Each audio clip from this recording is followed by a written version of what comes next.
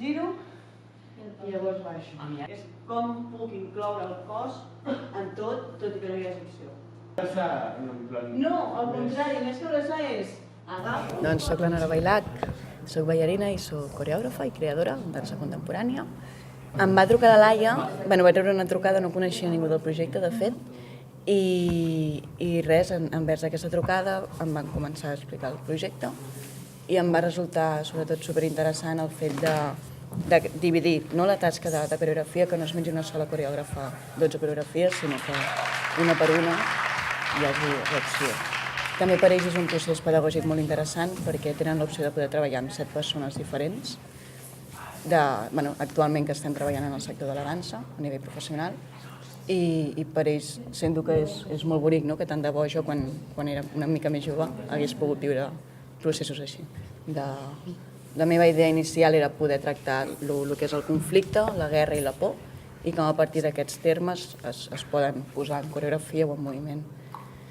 Llavors, hem treballat molt a partir d'improvisació, especialment tota la part de porters. Jo no venia amb els porters pensats, era jo de, vale, nois, som un grup, com podem alçar una persona, no? Llavors aquesta persona es llançava i han sortit sols a través d'improvisacions.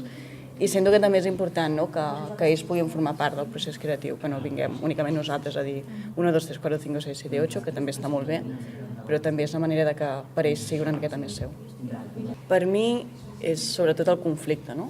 En el moment de l'obra ens trobem en conflicte amb la situació política, amb la situació social, amb la situació amorosa, amb la situació amistosa, i per mi hi ha una de com enfrontem aquest conflicte i com li posem cara.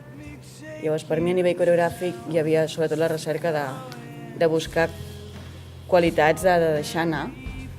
A l'inici també de la coreografia es dibuixa el quadre que apareix en la pel·lícula de les maduixes, no? I per mi el plantejament que els hi vaig fer és les maduixes són totes aquelles pors que tenim i què fem amb elles, no? Ens les mengem, les mirem, les cultivem i com és la nostra por amb el col·lectiu i amb el grup, ja sigui a nivell social, ja sigui a nivell individual.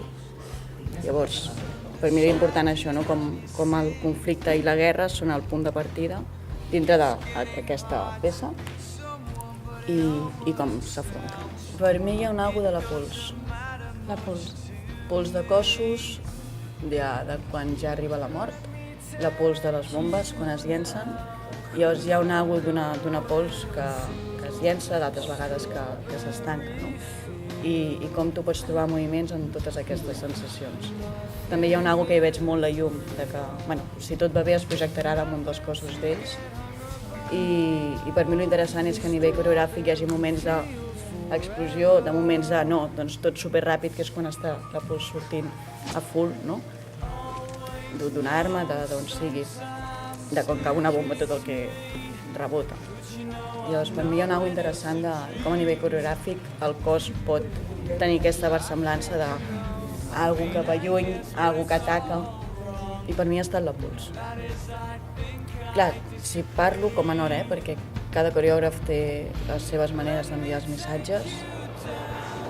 Quin és el nostre camí? Clar, la dansa, vulguis o no, és una eina que és completament, a part de física, hi ha una vessant emocional que és molt potent, no? I hi ha una cosa que és l'emoció. Si algú ens emociona és una cosa que recordem. Parlis de palomites, parlis de bombes, vull dir, té a veure com tu estàs utilitzant aquest canal per transmetre aquesta informació. Llavors, per mi, en aquest cas, una guerra és una cosa superpotent, desgraciadament, amb molta força, i llavors s'ha d'intentar que l'espectador recordi, no? O que pugui tenir la sensació d'imaginació de què passa amb un cos, no? Quan està enmig d'una explosió, com que aquest cos es desconfiguritza per complet. Llavors, per mi, amb la dansa, com es pot arribar a això és, tenim la sort de, desgraciadament, no poder-ho expressar, perquè va molt més enllà.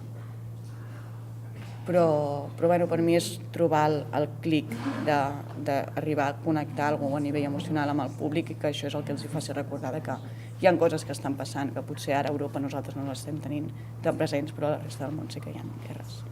I no deixaran d'haver-hi, desgraciadament.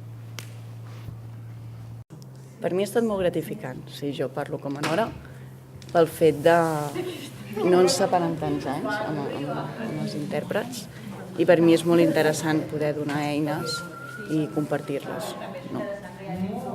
I per mi ha estat molt bonic, no creia gens que anés a ser així i és un grup superagradable, que s'han entregat moltíssim i això és molt gratificant com a creadora, no? Perquè constantment la gent que treballem en dansa estem en cossos dia rere dia, coneixem molta gent i és molt agradable veure com gent tan jove es llença, s'implica tant i que tenen ganes de currar.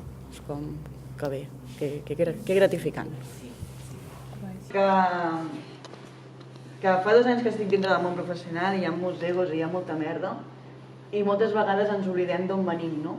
I jo era tan motivada com vosaltres, m'està passant també a Mària, no? Estic donant classes en el lloc on estava fent la formació i de cop fas clics i quan veus que hi ha gent que ve des de Cardedeu o que hi ha gent que ve des de Sant Celoni, l'altre dia va venir a provar la classe una noia de Mataró, o gent que esteu venint des de Barcelona aquí expressament, no? Hi ha alguna cosa de la il·lusió que és el motor de tots.